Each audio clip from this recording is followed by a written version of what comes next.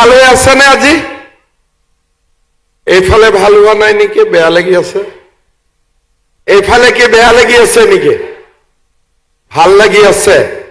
তেতিয়াহ'লে মোৰ লগত সকলোৱে একেলগে ক'ব, ভাৰত মাতা কি, ভাৰত মাতা কি। আজিৰ সভাত আমাৰ মাজত উপস্থিত অসম চৰকাৰৰ সন্মানীয় শিক্ষামন্ত্ৰী ৰণোজ পেগু ডাঙৰীয়া, অসম চৰকাৰৰ সন্মানীয় শক্তি বিভাগৰ মন্ত্ৰী প্ৰশান্ত ফুকন ডাঙৰীয়া, শিক্ষা বিভাগৰ আয়ুক্ত সচিব নাৰায়ণ কোঁৱৰ ডাঙৰীয়া, আসাম পাৱাৰ ডিষ্ট্ৰিবিউশ্যন কোম্পানীৰ মেনেজিং ডিৰেক্টৰ শ্ৰী ৰাকেশ কুমাৰ ডাঙৰীয়া, পমী বৰুৱা ডাঙৰীয়ানী, মমতা হোজাই ডাঙৰীয়ানী, সুৰঞ্জনা সেনাপতি ডাঙৰীয়ানী, নিৰলা দেৱী ডাঙৰীয়ানীকে আদি কৰি মঞ্চত উপবিষ্ট বিশিষ্ট ব্যক্তিসকল, আজিৰ সভাত নিযুক্তি পত্ৰ সংগ্ৰহ কৰিবলৈ অহা যুৱক যুৱতী বন্ধু বান্ধৱীসকল, তেওঁলোকৰ লগত অহা অভিভাৱকসকল, পিতৃ মাতৃসকল আৰু সন্মানীয় সুধীবৃন্দ, আজি আমি অসমৰ শিক্ষা বিভাগ আৰু শক্তি খণ্ডত ৫,৭৫৪ গৰাকী ব্যক্তিক নিযুক্তি পত্ৰ দিয়াৰ বাবে ইয়াত সমবেত হৈছোঁ। অহা এসপ্তাহ 10 দিনৰ ভিতৰত বিধানসভাৰ নিৰ্বাচনৰ দিন নিৰ্বাচনী আয়োগে ঘোষণা কৰাৰ সম্ভাৱনা আছে আৰু তাৰ পৰিপ্ৰেক্ষিতত আমাৰ ৰাজ্য চৰকাৰে যোৱা 5 বছৰ চলাই অহা নিযুক্তি প্ৰক্ৰিয়াৰ এইখনেই অন্তিম নিযুক্তি পত্ৰ বিতৰণী সভা।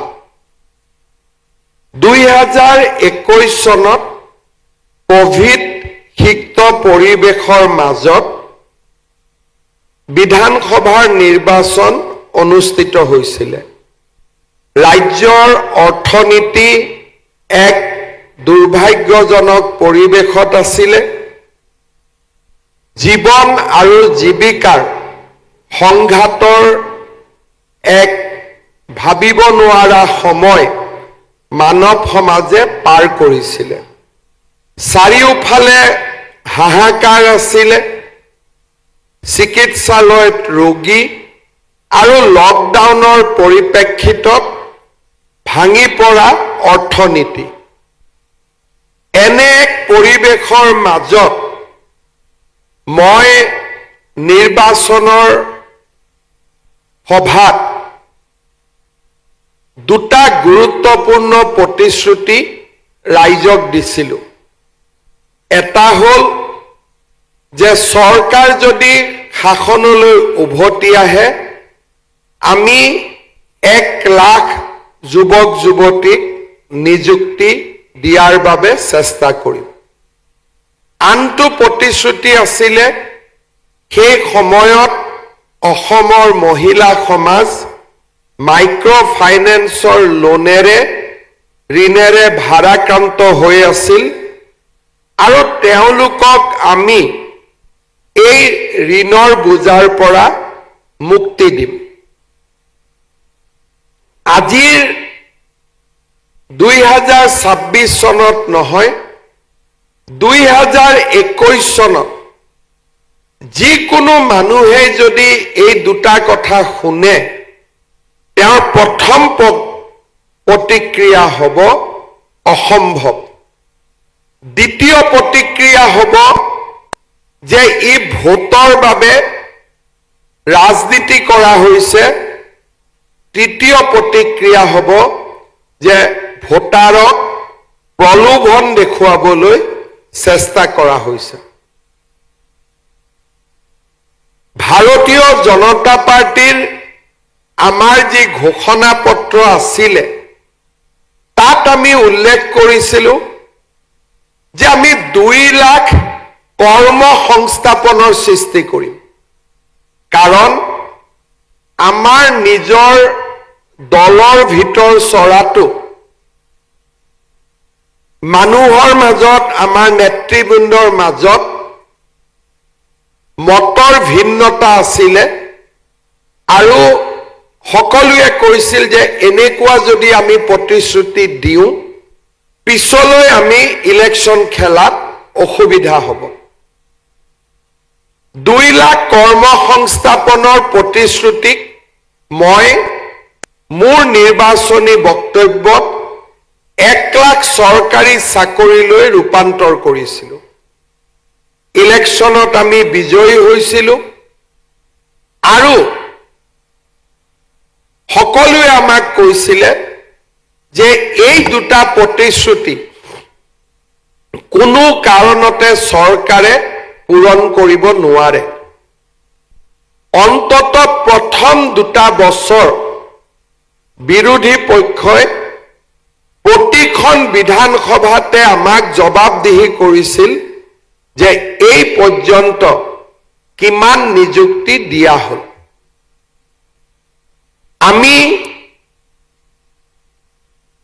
নিষ্ঠাৰে সৈতে সততাৰে সৈতে আমি আমাৰ কাম আৰম্ভ কৰিছিলোঁ আৰু প্ৰথম 3টা বছৰৰ ভিতৰতে আমি 2টা লক্ষ্যত উপনীত হৈছিলোঁ প্ৰথম অসমৰ আই মাতৃসকলক যিসকলে 50,000 টকা পৰ্যন্ত মাইক্ৰ ফাইনেন্সত ঋণ লৈছিলে তেওঁলোকক আমি ঋণৰ পৰা মুক্ত কৰি বেংকৰ পৰা এনঅ'চি তেওঁলোকৰ হাতত অৰ্পণ কৰিছিলোঁ আৰু প্ৰথম 3টা বছৰতে আমি 1 লাখ নিযুক্তিৰ মাইলৰ খুঁটা আমি স্পৰ্শ কৰিছিলোঁ অৰ্থাৎ প্ৰতিশ্ৰুতি আছিল 5 বছৰত আমি 1 লাখ নিযুক্তি দেওনা আমি পাৰ কৰিছিলোঁ প্ৰথম 3টা বছৰত আৰু আজি 5টা বছৰ পিছত যেতিয়া আমি আমাৰ কাৰ্যকালৰ অন্তিম দিনকেইটাত উপস্থিত হৈছোঁ আৰু শেষ নিযুক্তি সভাত আমি আহি উপস্থিত হৈছোঁ মই অত্যন্ত গৌৰৱেৰে সৈতে অথচ বিনম্ৰতাৰে মই অসমৰ ৰাইজক জনাব খোজো যে আমি 1 লাখ নিযুক্তিৰ প্ৰতিশ্ৰুতি দিছিলোঁ আৰু আমি 1,64,423 গৰাকী যুৱক যুৱতীক আমি নিযুক্তি দিলোঁ ৰাজনীতি কৰা ব্যক্তিয়ে যিমান প্ৰতিশ্ৰুতি দিয়ে তাৰ যদি কৰবাত 10% পূৰণ হয় ৰাইজে ভাবে এইখন চৰকাৰে বহুত কৰিলে আমি 1 লাখ নিযুক্তিৰ প্ৰতিশ্ৰুতি দি 50-60 হাজাৰত সামৰণি মাৰিব পাৰিলোহেঁতেন কাৰণ লোকপ্ৰিয় গোপীনাথ বৰদলৈৰ পৰা আৰম্ভ কৰি আজিলৈকে অসমত যিমান চৰকাৰ হৈছে কাৰো কাৰ্যকালতে 25,000 20,000তকৈ বেছি নিযুক্তি কেতিয়াও দিয়া হোৱা নাছিল আজি আমি সকলো অভিলেখ ভংগ কৰিলোঁ 1,64,423টা নিযুক্তি আমি সমাপন কৰিলোঁ আৰু অকল আমি নিযুক্তিৰ প্ৰক্ৰিয়া সমাপন কৰা নাই তাত এটা ডাঙৰ বিশেষণীয় বিশেষণ জড়িত হৈ আছে নিযুক্তি নহয় নিকা নিযুক্তি আগতে চৰকাৰে নিযুক্তি দিছে 20,000 15,000 22,000 কিন্তু কোনো মুখ্যমন্ত্ৰীয়ে মা কামাখ্যা মন্দিৰৰ ফালে চাই আৰু পবিত্ৰ বৰদোৱা সত্ৰৰ ফালে চাই ডাঠি ক'ব নোৱাৰে যে এটকাৰো লেনদেন নকৰাকৈ দিয়া এইটোৱে ভাৰতৰ ভিতৰতে সৰ্ববৃহৎ নিযুক্তি। আৰু আজি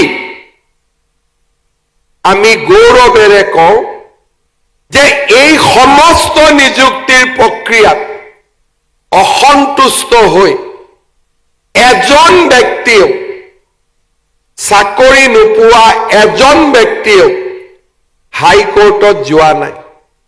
বৰঞ্চ মোক লগ পালে সোধে যে মামা এডিআৰিৰ আৰু নিযুক্তি কেতিয়া হ'ব, পুলিচৰ আৰু নিযুক্তি কেতিয়া হ'ব, টেটৰ নিযুক্তি আৰু কেতিয়া হ'ব। অৰ্থাৎ সকলোৱে আজি বিশ্বাস কৰে যে অসমত অকল নিযুক্তিয়ে হোৱা নাই, নিকা নিযুক্তি হৈছে। আমাৰ দৰে ৰাজ্য এখনত, যিখন ৰাজ্যত প্ৰতিটো চৰকাৰী চাকৰিৰ এটা দাম ঠিক হৈছিল, চৰকাৰী চাকৰি নহয়, অংগনবাদী কৰ্মীৰ পৰা আশা কৰ্মীৰ চাকৰিৰো অসমত দাম আছিলে। হোটেলত গ'লে যেনেকে চাহৰ দাম লিখা থাকে, চিংৰাৰ দাম লিখা থাকে, জিলাপিৰ দাম লিখা থাকে, চাওমিনৰ দাম লিখা থাকে, মমোৰ দাম লিখা থাকে, অসমত এচিএছ অফিচাৰৰ দাম আছিলে, এপিএছৰ দাম আছিলে, শিক্ষকৰ দাম আছিলে, চতুৰ্থ শ্ৰেণীৰ চাকৰিৰ দাম আছিলে, আনকি অংগনবাদী কৰ্মীগৰাকীৰ চাকৰিৰো এটা দাম আছিলে। আজি কোনেও এটকাও লোৱাৰ সাহসো কৰিব নোৱাৰে। আমি অসমখনক পংকিলতা আৰু দুৰ্নীতিৰ পৰা এক নিকা নিযুক্তিলৈ আমি লৈ আহিবলৈ সক্ষম হলো। আৰু ই বহু দিনলৈ অসমৰ ইতিহাসৰ বাবে এই অভিজ্ঞতা এক বিৰল আৰু অবিস্মৰণীয় অভিজ্ঞতা হিচাপে থাকি যাব। যিখন অসমত কংগ্ৰেছৰ দিনত নিযুক্তি হোৱা লোকসেৱা আয়োগৰ অধ্যক্ষ জেললৈ যাবলগীয়া হয়, সেইখন অসমত 1,65,000 চাকৰিত এটকাৰো লেনদেন নহয়, সি আমাৰ ৰাজ্যৰ প্ৰশাসনীয় ইতিহাসৰ বাবে এক অবিস্মৰণীয় আৰু ঐতিহাসিক উদাহৰণ হৈ থাকি যাব। 2011 চনত ৰাজ্যৰ শিক্ষামন্ত্ৰী হিচাপে শিক্ষক নিযুক্তিৰ প্ৰক্ৰিয়াটোক নিকা কৰাৰ বাবে মই প্ৰচেষ্টা চলাইছিলোঁ। ভগৱানৰ আশীৰ্বাদত, অসমৰ ৰাইজৰ আশীৰ্বাদত মুখ্যমন্ত্ৰীৰ দায়িত্ব লোৱাৰ পিছত আজি অসমৰ প্ৰতিটো বিভাগতে আমি নিকা নিযুক্তি আৰু প্ৰতি বছৰে নিযুক্তিৰ এক নতুন ইতিহাস আমি ৰচিবলৈ সক্ষম হলো। সন্মুখৰ দিনবোৰত আমি এই যাত্ৰা অব্যাহত ৰাখিব লাগিব। অলপ আগতে শিক্ষামন্ত্ৰী ডাঙৰীয়াই কৈছে, আমি অসমত 95,000 নতুন শিক্ষক নিযুক্তি দিলো। আজিলৈকে অসমীয়া মাধ্যমৰ বিদ্যালয়ৰ কাৰণে আৰু ৰাজহুৱা শিক্ষা ব্যৱস্থাৰ কাৰণে 95,000 শিক্ষক 5 বছৰত নিযুক্তি দিয়া কোনেও কল্পনাও কৰিব পৰা নাছিল। আজি আমি ৰাজ্যৰ শিক্ষা ব্যৱস্থাক শক্তিশালী কৰিছো। শিক্ষা এপৰ দৰে টেকনলজিৰ জৰিয়তে ইয়াক আমি স্বচ্ছ কৰিছো আৰু অভিভাৱক শিক্ষক ছাত্ৰ ছাত্ৰী সকলোৰে মাজত এটা আমি সুসমন্বয়ৰ প্ৰচেষ্টা আমি হাতত লৈছো তাৰ ফলাফল আজি আমি দেখিবলৈ পাইছো অসমত ড্ৰপ আউটৰ সংখ্যা কমিছে ৰাজহুৱা শিক্ষা ব্যৱস্থাৰ প্ৰতি মানুহৰ আস্থা বাঢ়িছে আৰু অসমখন আজি নিশ্চিতভাৱে এক বিকাশৰ নতুন দিগন্তলৈ গতি কৰিছে ৯৫,০০০ শিক্ষক নিযুক্তি দিয়াৰ পিছত সাধাৰণতে আৰু কোনো মুখ্যমন্ত্ৰীয়ে আৰু ভৱিষ্যতে শিক্ষকৰ নিযুক্তি হ'ব বুলি কোৱাৰ সাহসো কৰিব নোৱাৰে কিন্তু আজি মই পুনৰ অসমবাসী ৰাইজক প্ৰতিশ্ৰুতি দিছো যে অহা ৫ বছৰতো আমি মিনিমাম আৰু ৬৫,০০০ শিক্ষক শিক্ষয়িত্ৰীক আমি নিযুক্তি দিম আৰু আপোনালোকে জানে মই প্ৰতিশ্ৰুতি কমকৈ দিওঁ আৰু কাম বেছিকৈ কৰিবৰ বাবে চেষ্টা কৰোঁ ১ লাখৰ জাগাত ১,৬৫,০০০ গতিকে ৬৫,০০০ নতুন নিযুক্তি ৬০,০০০ নহয় হলে ৭০,০০০ হ'বগৈ কিন্তু ৬০,০০০ হোৱাৰ কোনো সম্ভাৱনা নাথাকে এই যুৱক যুৱতীসকল আজি আৰু অহাকালি চৰকাৰৰ লগে লগে অসমত ঔদ্যোগিকৰণৰ এক নতুন পৰিৱেশ সৃষ্টি হৈছে যুৱক যুৱতীসকলৰ মাজলৈ আস্থা আৰু বিশ্বাস উভতি আহিছে শিক্ষা ব্যৱস্থাক উদ্যমিতা আৰু স্কিলৰ সৈতে জড়িত কৰি প্ৰতিজন যুৱক যুৱতীক কৰ্মক্ষম কৰি গঢ়ি তোলাৰ নতুন প্ৰয়াস আৰু প্ৰচেষ্টা আমাৰ ৰাজ্যত আৰম্ভ হৈছে আৰু ৰাজহুৱা শিক্ষা ব্যৱস্থাৰ প্ৰতি মানুহৰ আস্থা উভতি অহাৰ লগে লগে অসমখনৰ পৰা আন্দোলনৰ পৰিৱেশ নোহোৱা হৈছে প্ৰতিজন ল'ৰা ছোৱালীয়ে এডিআৰই পুলিচ টেট অধ্যাপক অধ্যাপিকা ইঞ্জিনিয়াৰ অভিযন্তা ডক্টৰ আৰু নিজকে ব্যৱসায়ী হিচাপে প্ৰতিষ্ঠা কৰাৰ এক নতুন প্ৰতিযোগিতা আমাৰ ৰাজ্যখনত আৰম্ভ হৈছে অসমে 1950 চনত ভূমিকম্প দেখিছিলে তাৰ পিছত ভাৰত পাকিস্তানৰ যুদ্ধ চীনৰ আক্ৰমণ বিদেশী নাগৰিক বহিষ্কাৰৰ আন্দোলন আলফা এনডিএফবিৰ মিলিটেন্সি আৰু কোভিডলৈ অসমৰ আকাশৰ পৰা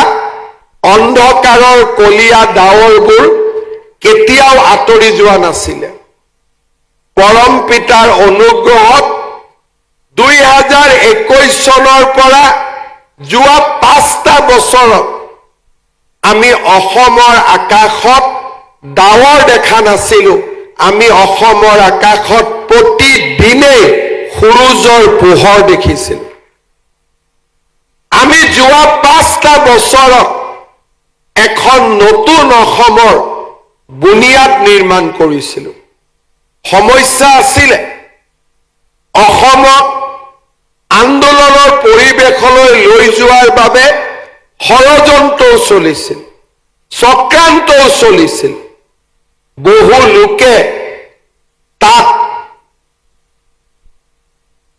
একেলগে আগুৱাই যাবলৈ কেতিয়াবা কেতিয়াবা আবেগিকভাৱে বাধ্যও হৈছিল কিন্তু আমি অটল আৰু অবিচল হৈ থিয় হৈ আছিলো যে আমাৰ লক্ষ্য অসমত ভাৰতৰ ভিতৰতে সৰ্বশ্ৰেষ্ঠ ৰাজ্যলৈ ৰূপান্তৰ কৰা।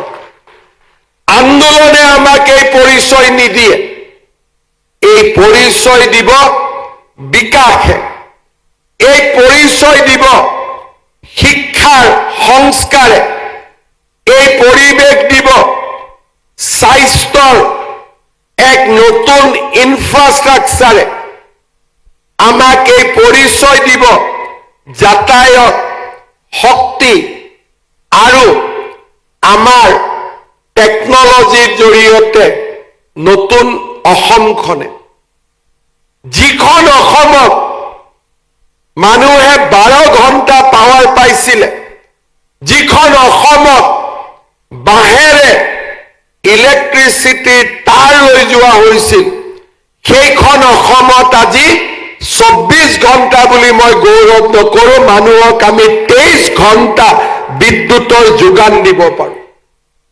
এইখন অসমত এফালৰ পৰা আধুনিক ইনফ্ৰাষ্ট্ৰাকচাৰ, বগীবিলৰ দলঙৰ পৰা ধুবুৰী ফুলবাৰীলৈকে, কুমাৰ ভাস্কৰ বৰ্মা সেতুৰ পৰা মহাৰাজ পিঠুলৈকে, আজি মাজুলীৰ দৰে অঞ্চলক দলঙেৰে সংযোগ কৰা, ধেমাজিৰ দৰে অঞ্চলত মেডিকেল কলেজ স্থাপন কৰা আৰু সমগ্ৰ অসমখনক বানপানীৰ প্ৰকোপৰ পৰা ৰক্ষা কৰিবলৈ প্ৰথমবাৰৰ বাবে প্ৰচেষ্টা চলোৱা। আজি আমি এখন নতুন অসম নিৰ্মাণ কৰাৰ পৃষ্ঠভূমি তৈয়াৰ কৰিছোঁ, কিন্তু নতুন অসম কোনো মুখ্যমন্ত্ৰীয়ে নিৰ্মাণ কৰিব নোৱাৰে। নতুন অসম আমাৰ যুৱ প্ৰজন্মই নিৰ্মাণ কৰিব পাৰে, আমি মাত্ৰ পৃষ্ঠভূমি তৈয়াৰ কৰিব পাৰোঁ। নতুন অসমৰ নিৰ্মাণ বিদ্যালয়ৰ শ্ৰেণীকোঠাত, মহাবিদ্যালয়ৰ শ্ৰেণীকোঠাত, আৰু তাৰ দায়িত্ব আমাৰ শিক্ষক সমাজ, অধ্যাপক সমাজে নিৰ্বাহন কৰিব লাগিব। আজি অসমৰ ৰাইজ উভতি যোৱাৰ বাবে আৰু প্ৰস্তুত নহয়। এতিয়া অসমৰ ৰাইজ আগুৱাই যাব খুজিছে। এতিয়া অসমৰ ৰাইজে নতুন অসমৰ প্ৰতিচ্ছবি বাস্তৱত ৰূপায়িত কৰিব বিচাৰিছে।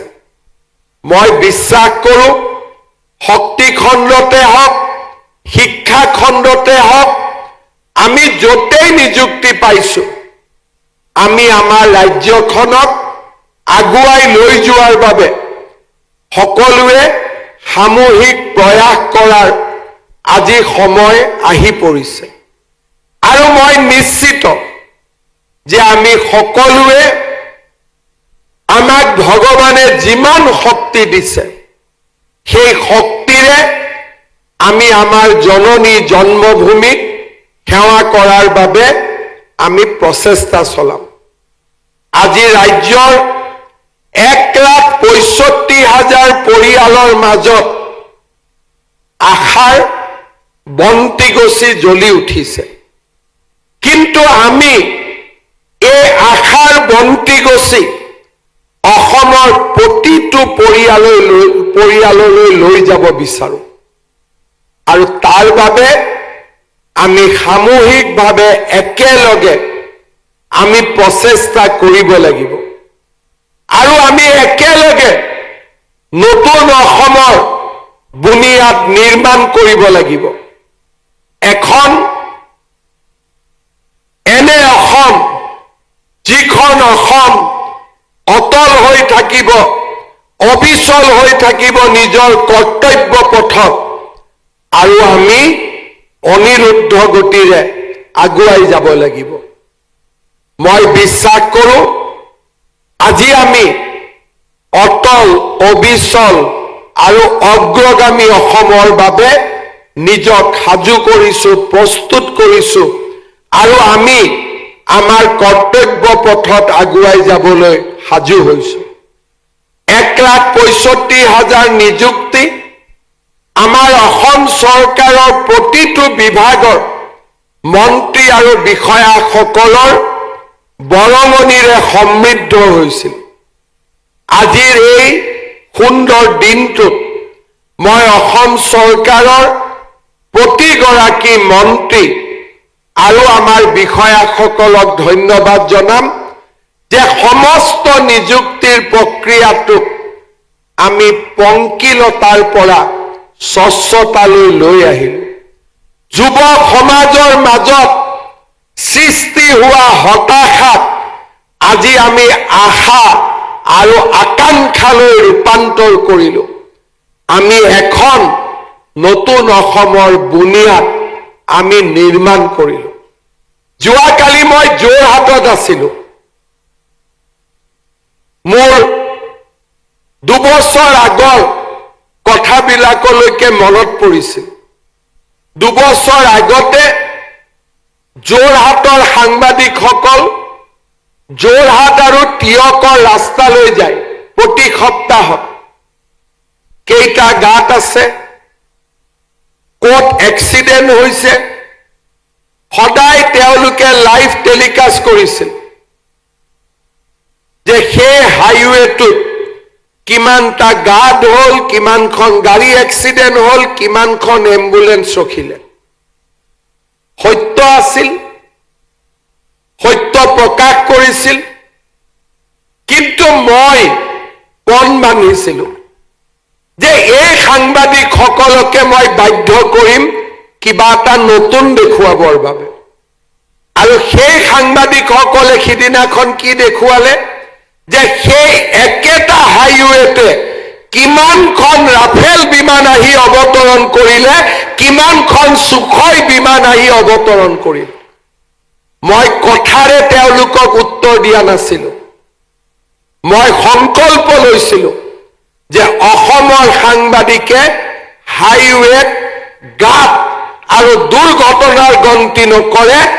অসমৰ সাংবাদিকে সেই একেটা হাইৱেতে কেনেকৈ প্ৰধানমন্ত্ৰীয়ে বিমানেৰে ৰাস্তাত অৱতৰণ কৰিলে তাৰ হিচাপ দিব লাগিব। মই নিবিচাৰাকৈ একে সাংবাদিকসকলে নতুন অসমৰ দৃশ্য দেখুৱাবলৈ বাধ্য হ'ল। কাৰণ আমি অটল আছিলোঁ, আমি অবিচল আছিলোঁ যে কৰ্তব্য পথত সন্মুখত যিয়েই নাথাকক কিয় সেই বাধাৰ প্ৰাচীৰ আমি আঁতৰ কৰিম আৰু আমি আমাৰ লক্ষ্য পথত উপনীত হ'ম। 1 লাখ চাকৰি দিয়াৰ ঘোষণাৰ সময়ত যিসকলে মোক উপলুঙা কৰিছিল, যিসকলে মোক হাঁহিছিলে, যিসকলে কৈছিলে যে এই প্ৰতিশ্ৰুতিয়ে হিমন্ত বিশ্ব শৰ্মাৰ ৰাজনৈতিক জীৱন শেষ কৰিব, তেওঁলোকক মই উত্তৰ দিব চেষ্টা কৰা নাছিলোঁ। আজি 1,65,000 নিযুক্তিৰে তেওঁলোকক মই এটাই কথা ক'ব বিচাৰোঁ, যেতিয়া কোনোবাই জননী জন্মভূমিক ভাল পায়, হিমালয়েও তাক বাধা দি ৰাখিব নোৱাৰে। এয়া হৈছে নতুন অসমৰ সংকল্প। মই বিশ্বাস কৰিম আমি প্ৰতিজনেই নিজৰ নিজৰ কৰ্মক্ষেত্ৰত অসম মাতৃক কেনেকৈ আমি সেৱা কৰিম, কেনেকৈ আমাৰ জননী জন্মভূমিক আমি আগুৱাই লৈ যাম, তাৰ পৰিসৰ আমি নিজেই ঠিক কৰি ল'ব লাগিব। মুখ্যমন্ত্ৰী হিচাপে মোৰ দায়িত্ব মই পালন কৰিছোঁ। অসমৰ যদি 3 কোটি লোকে আমাৰ ৰাজ্যখনক ভাল পাবৰ কাৰণে ৰাজ্যখনৰ বাবে কাম কৰিবলৈ চেষ্টা কৰে, আমাৰ ৰাজ্যখনক কোনে ধৰি ৰাখিব পাৰিব? আজি যদি আমাৰ ৰাজ্যখনক 3 কোটি মানুহে একেলগে সংকল্প লয় যে আমি নতুনকৈ উদ্বোধন হোৱা দলংখনৰ পিক নেপেলাওঁ, আমি জাবৰ জোঁথৰ ৰাস্তাত নেপেলাওঁ, স্বচ্ছতাৰ কাৰণে আমাক পৌৰ নিগমৰ প্ৰয়োজন নহ'ব। আমি যদি প্ৰতিগৰাকী স্বাস্থ্য কৰ্মীয়ে সিদ্ধান্ত লওঁ যে মানুহক আমি সেৱা কৰিম আইনৰ প্ৰয়োজন নহব আৰু প্ৰতিগৰাকী শিক্ষকে যদি সংকল্প লয় মই মোৰ কাম নিষ্ঠাৰে সৈতে পালন কৰিম শিক্ষা এপৰো প্ৰয়োজন নহব এই পৰিৱৰ্তন সামূহিক সংকল্পই আনিব পাৰে আৰু এই পৰিৱৰ্তন আমি নিশ্চিতভাৱে অসমত আনিব পাৰিম মই আশা কৰোঁ সমগ্ৰ অসমবাসীয়ে সংকল্প ল'ব আৰু সংকল্প পথত আগবাঢ়িব যে মই য'তেই নাথাকো কিয় মই মোৰ মাতৃভূমিৰ বাবে মই মোৰ জননী জন্মভূমিৰ বাবে কাম কৰিম অসমখনক ভাৰতৰ ভিতৰতে এখন বিকশিত ৰাজ্যলৈ পৰিৱৰ্তন কৰিম আৰু 2047 চনৰ অমৃত ভাৰতত আমি অমৃত অসম আমি নিৰ্মাণ কৰিম সেই লক্ষ্যৰে আমি সকলো আগুৱাই যাম তাকে আশা কৰি আপোনালোক সকলোকে বহুত বহুত অভিনন্দন জনাই মই মোৰ বক্তব্যৰ সামৰণি মাৰিছো ধন্যবাদ জয় হিন্দ বন্দে মাতৰম জয় আই অসম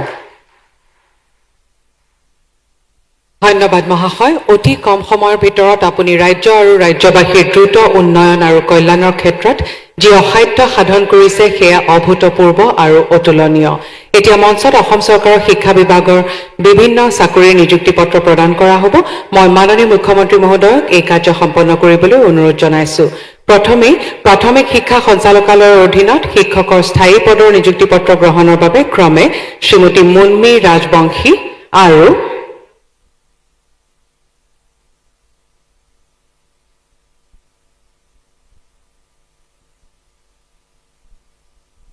এয়া মঞ্চত শ্ৰীমতী মুন্মী ৰাজবংশী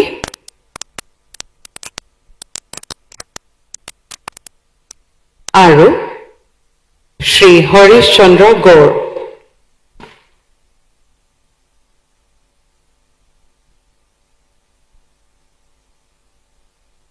এইবাৰ SRD 2.0 অধীনত প্ৰাথমিক শিক্ষা সঞ্চালকালয়ত শিক্ষকৰ নিযুক্তি পত্ৰ গ্ৰহণৰ বাবে ক্ৰমে শ্ৰীমতী ডেইজী ৰাণী দাস আৰু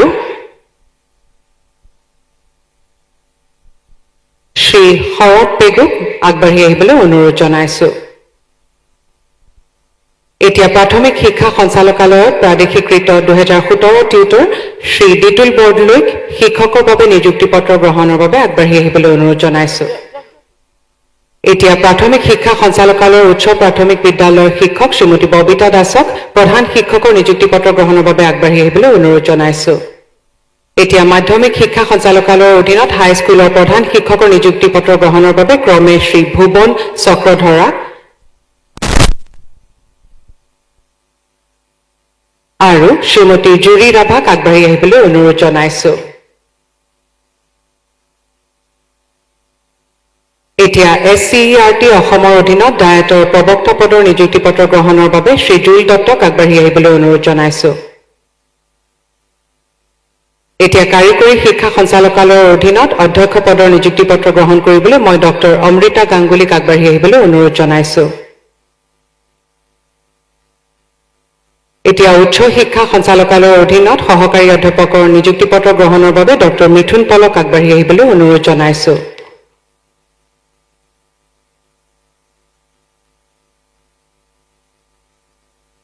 এই সঞ্চালকালয়ৰে তৃতীয় বৰ্গৰ কৰ্মচাৰী পদৰ নিযুক্তি পত্ৰ গ্ৰহণৰ বাবে শ্ৰীমতী ইভা টেৰাংপিক আগবাঢ়ি আহিবলৈ অনুৰোধ জনাইছো আৰু চতুৰ্থ বৰ্গৰ কৰ্মচাৰী পদৰ নিযুক্তি পত্ৰ গ্ৰহণৰ বাবে শ্ৰীযুত পৰমানন্দ লালুঙক আগবাঢ়ি আহিবলৈ অনুৰোধ জনাইছো এতিয়া APDCLৰ এছিষ্টেণ্ট একাউণ্টছ অফিচাৰৰ নিযুক্তি পত্ৰ গ্ৰহণ কৰিবলৈ মই শ্ৰীমতী পূৰ্ণিমা বুংৰুঙক আগবাঢ়ি আহিবলৈ অনুৰোধ জনাইছো ধন্যবাদ মহাশয় নিযুক্তি পত্ৰ প্ৰদান পৰ্বৰ ইমানতে অন্ত পৰিল